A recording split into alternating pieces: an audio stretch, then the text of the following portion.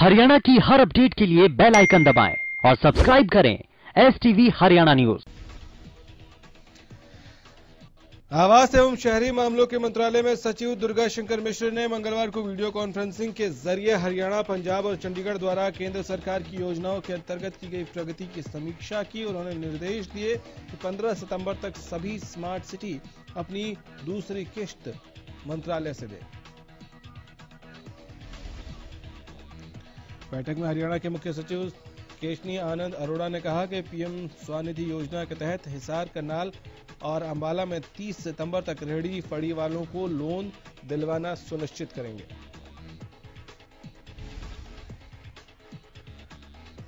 प्रधानमंत्री आवास योजना शहरी के तहत हरियाणा द्वारा की जा रही प्रगति पर मुख्य सचिव ने बताया कि 63,411 लाभार्थियों के आवास स्वीकृत किए गए हैं।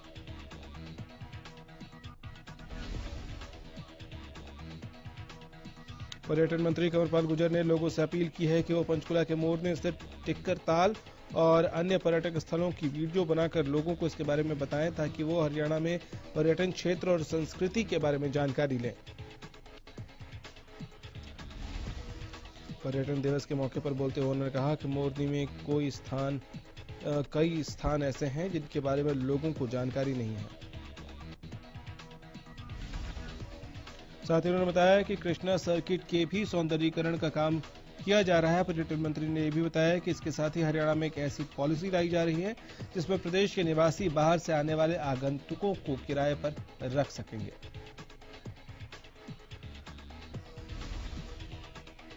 जननायक जनता पार्टी के राष्ट्रीय अध्यक्ष अजय चौटाला मंगलवार को अंबाला पहुंचे। इस दौरान नई जिम्मेदारी मिलने पर अजय चौटाला ने कहा कि वो पहले से ही जिम्मेदारियां निभा रहे हैं, लेकिन अब वो पार्टी को बूथ स्तर तक मजबूत करने का काम करेंगे। जननायक जनता पार्टी के गोहाना में पिछले 1 महीने से लगातार कोरोना संक्रमण का आंकड़ा बढ़ता जा रहा है। सिटी थाना पुलिस के 6 कर्मचारी कोरोना पॉजिटिव मिलने के बाद अब पुलिस विभाग हरकत में आ गया है और गोहाना के एएसपी ने सभी थानों और चौकियों में कोरोना टेस्ट करवाने के आदेश दे दिए हैं।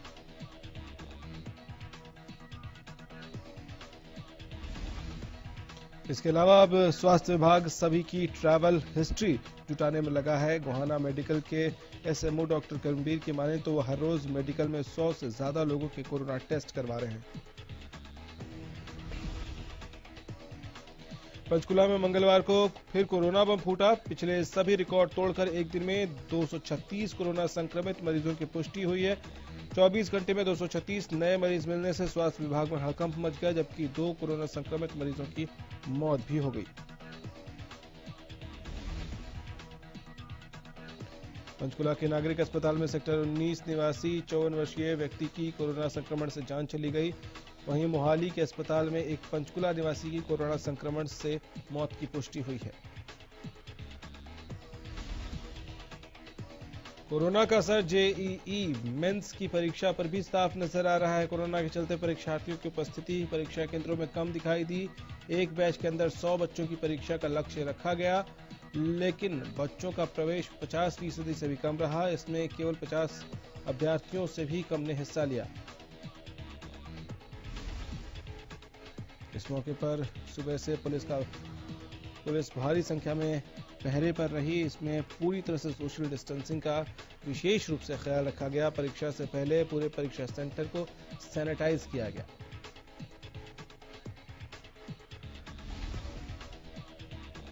साइबर सिटी में एक बार फिर कोरोना ने कहर बरपाना शुरू कर दिया है। सरकारी आंकड़ों के हिसाब से बीते 10 दिनों में 1280 नए केस मिले हैं, जिससे स्वास्थ्य विभाग और जिला प्रशासन की नींद उड़ गई है। हालांकि इसमें 10,790 मरीज रिकवर कर ठीक हो चुके हैं, लेकिन आंकड़ा लगातार बढ़ता जा रहा है।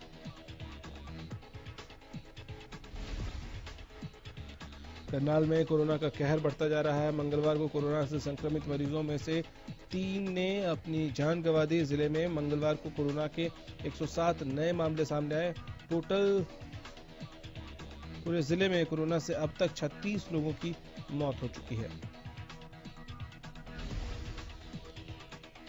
गोहाना में अब कोरोना के बढ़ते लगातार मामलों के बाद शहर में डेंगू का बम भी फूट पड़ा है। शहर के वार्ड नंबर 16 की चोपड़ा कॉलोनी के 2 गलियों में एक साथ डेंगू के 21 संदिग्ध मामले मिले हैं।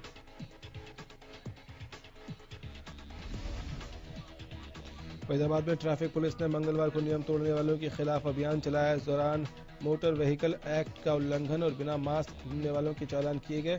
पुलिस ने चालान काटने के साथ साथ लोगों को कोरोना के बारे में भी जागरूक किया और चालान काटने के साथ साथ उनको मास्क भी दिए गए। ट्रैफिक एसएचओ दलबीर सिंह ने बताया कि पूरे फरीदाबाद में वाहन नियमों का उल्लंघन करने वाले और बिना मास्क वाहन चलाने वालों के खिलाफ अभियान चलाकर उनको जागरूक किया गया है।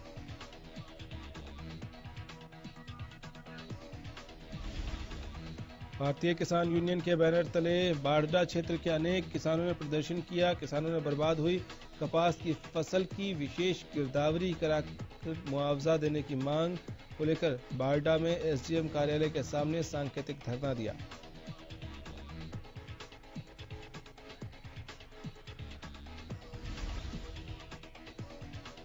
साइबर सिटी गुरुग्राम के सिकंदरपुर मार्बल मार्केट के पीछे बस्ती झुग्गियों में बसे सैकड़ों परिवारों पर बेघर होने का संकट मंडराने लगा है। दरअसल बीते 10 से 15 सालों से ये लोग अरावली में बनी इन झुग्गियों में रह रहे हैं, लेकिन एनजीटी के आदेशों के बाद नगर निगम की टीम की तरफ से 28 अगस्त को की गई कार्रवाई के बाद इन तमाम लोगों की झुग्गियों को जमींदोज कर दिया गया।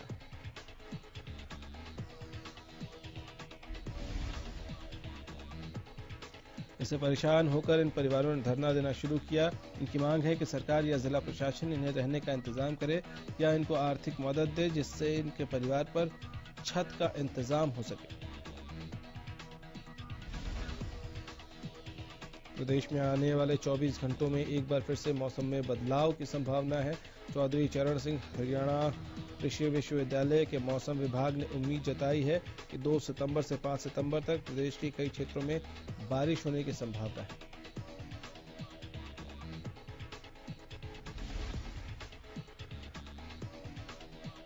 ऐसे में किसानों को सलाह दी गई है कि मौसम को ध्यान में रखते हुए फसलों में कीटनाशक का छिड़काव करें और फसलों में सिंचाई करें।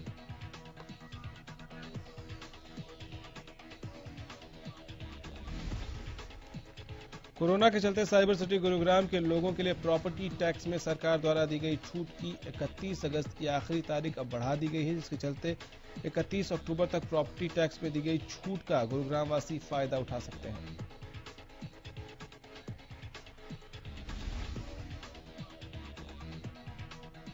साथ ही प्रॉपर्टी टैक्स न भरने वालों के खिलाफ लगातार कार्रवाई की जा रही है, जिसके चलते गुरुग्राम नगर निगम की टैक्स विंग ने 100 से अधिक प्रॉपर्टीज को सील किया है और 150 से अधिक अभी निशाने पर हैं। सोनीपत में केजीपी और केएमपी से गुजरने वाले वाहन चालकों की लंबी लंबी कतारें लगी रहती हैं। जिनके पास फास्टैग है वो वाहन चालक तुरंत निकल जाते हैं, लेकिन जिन वाहन चालकों ने फास्टैग नहीं करवाया है उन वाहन चालकों की लंबी लंबी कतारें लगी रहती हैं। हरियाणा न्यूज के संवाददाता लाजपत ने मौके का जायजा भी लिया।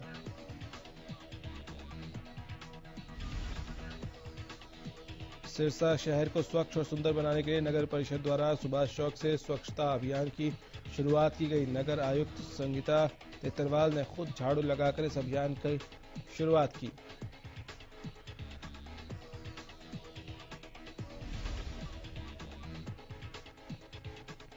इसके बाद मीडिया से बातचीत करते हुए नगर आयुक्त ने बताया कि कोरोना महामारी को देखते हुए शहर को 11 जोन में बांटकर इस अभियान को शुरू किया गया है ताकि एक जगह ज्यादा भीड़ न हो। उन्होंने बताया कि अभियान को सहयोग देने के लिए शहर की 25 धार्मिक और सामाजिक संस्थाएं आगे भी आई हैं। फतेहाबाद के टोहाना के हिसा रोड पर बनी फैक्ट्री के मजदूरों ने प्रशासन के खिलाफ मोर्चा खोल दिया है। मजदूरों और मजदूर नेता ने आरोप लगाया है कि बीते 4 साल से पुलिस न्यूकम के मालिक को नहीं खोज पाई है, जिसको लेकर मजदूर संगठन ने गुस्सा जाहिर किया है। गौरतलब है कि मामला चोरी हुई लोहे से भरी ट्रॉली से जुड़ा हुआ है।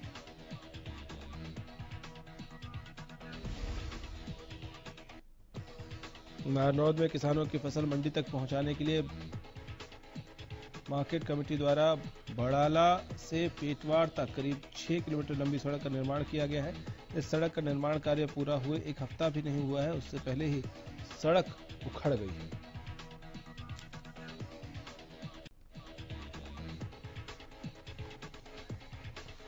सोनीपत में एक सरकारी स्कूल के हेडमास्टर के रिश्वत लेने का मामला सामने आया है। हेडमास्टर पर रिश्वत लेने के आरोप के साथ एक वीडियो भी वायरल हो रहा है। बताया जा रहा है कि हेडमास्टर ने फॉर्म 16C के एवज में 3 सरकारी स्कूल के अध्यापकों से 600 रुपए रिश्वत ली।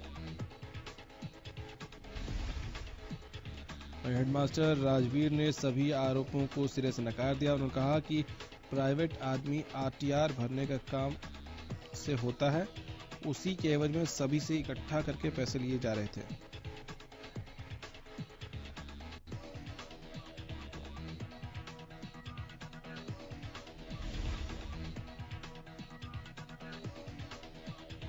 प्रदेश में रजिस्ट्री घोटाले को लेकर शहरी क्षेत्र में बंद पड़ी रजिस्ट्री सेवा को बहाल कर दिया गया।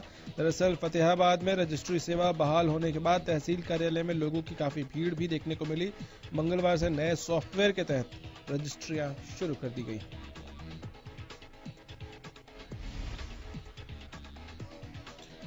अंबाला GRP में आई एक अज्ञात महिला की कॉल से सुरक्षा एजेंसियां चौकस हो गई हैं। उसने रेलवे ट्रैक को बम से उड़ाने की धमकी दी। करीब 20 सेकंड के कॉल के बाद महिला आरोपी की तलाश में एजेंसियां जुट गई हैं।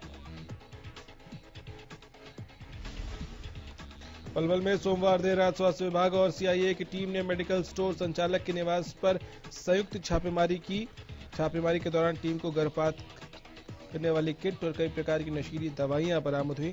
साथ ही पुलिस ने आरोपी को मौके पर हिरासत में ले लिया।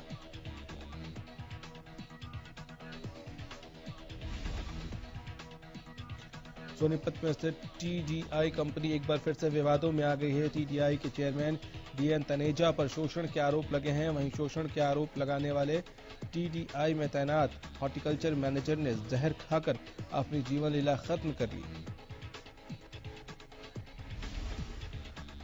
मृतक ने परिजनों से बातचीत में खुद बताया कि उन्हें कंपनी के चेयरमैन तनेजा बार बार परेशान कर रहे थे और उनका शोषण कर रहे थे, जिसके बाद उन्होंने कदम उठाया। वहीं पुलिस ने DN तनेजा के खिलाफ मामला दर्ज कर लिया है और मामले की तफ्तीश शुरू कर दी है।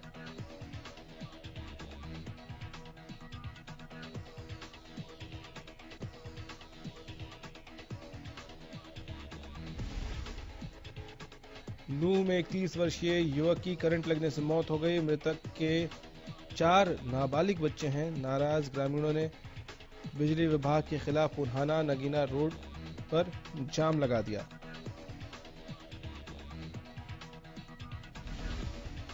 फतेहाबाद के रामसरा गांव में एक युवक की आत्महत्या का मामला सामने आया है, जिसको लेकर मंगलवार को बड़ी संख्या में ग्रामीण SP से मिलने पहुंचे। परिजनों ने आरोप लगाया कि युवक को आत्महत्या के लिए मजबूर करने वाले आरोपियों के खिलाफ पुलिस कार्रवाई नहीं कर रही है, जबकि इसके सबूत वो पुलिस को पहले दे चुके हैं। इस दौरान लघु सचिवालय में पहुंचे ग्रामीणों ने पुलिस के खिलाफ जमकर नारेबाजी भी की और मामले की जांच DSP स्तर के अधिकारी से करवाने की मांग की। करनाल के निसिंग में सालों ने मिलकर अपने ही जीजा की हत्या कर दी है। जानकारी के मुताबिक पति पत्नी के बीच अनबन चल रही थी और पत्नी तलाक लेना चाहती थी, लेकिन तलाक के लिए पति की तरफ से मना करने पर लड़की के भाइयों ने अपने जीजा की हत्या कर दी। पुलिस ने मामला दर्ज कर लिया है और जांच कर रही है। कुरुक्षेत्र के गांव रामनगर में भाई ने अपने ही भाई को मौत के घाट उतार दिया। दरअसल मामला 28 अगस्त का है, जहां गांव रामनगर में उत्तर प्रदेश से आए प्रवासी मजदूर 2 भाइयों के बीच झगड़ा हो गया था।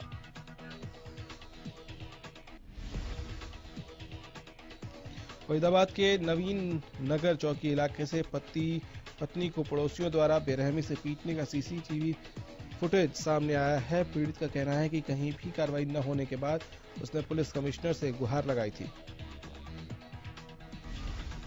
पुलिस कमिश्नर ने CCTV फुटेज को देखते हुए आरोपियों को तुरंत गिरफ्तार करने के आदेश दिए थे, लेकिन पुलिस कमिश्नर के आदेशों को धोखा बताते हुए नवीन नगर पुलिस ने अब तक किसी को गिरफ्तार नहीं किया है।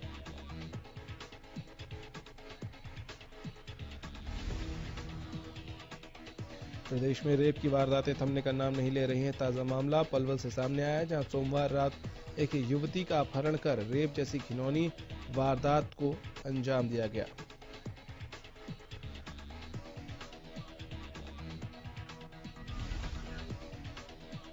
इतना ही नहीं, आरोपी ने युवती के साथ मारपीट भी की और किसी को बताने पर जान से मारने की धमकी देकर मौके से फरार हो गया। पीड़िता की शिकायत पर पुलिस ने मामला दर्ज कर आरोपी की तलाश शुरू कर दी है।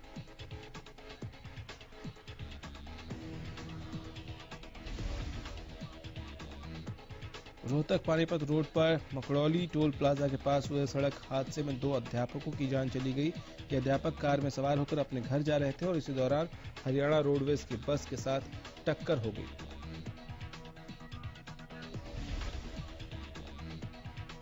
दोनों अध्यापकों ने मौके पर ही दम तोड़ दिया। घटना के बाद हरियाणा रोडवेज बस के ड्राइवर और कंडक्टर मौके से फरार हो गए। पुलिस फिलहाल इस मामले में जांच करने में जुटी है।